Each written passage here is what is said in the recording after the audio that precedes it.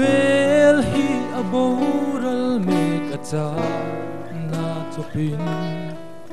khongai na hun alia me harin tho vang u ka khwal zin na kong kho vel hele shre om hi harin nai ta harin ni tho vang u Mishing for palal Krista to ro pui takin alo kira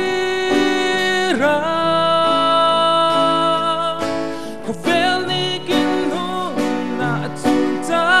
tuan in na tuaya na tandam na ni ro pui tu alo nai ta ro lâu thèn đón hu na cả thân năm tu mi string for pa but I know oh me hiam no caro pui ta ki alo kal thoya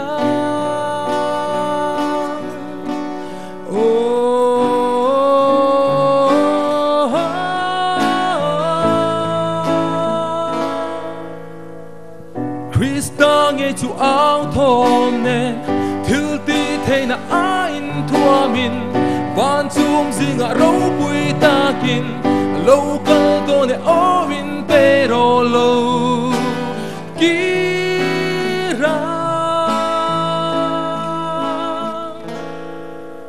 ko vel ni kin na chu ta tuan khwa amara thân tâm nan ni ro pui chu wa long nai ta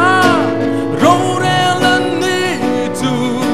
a lo theng do nu nào cần thân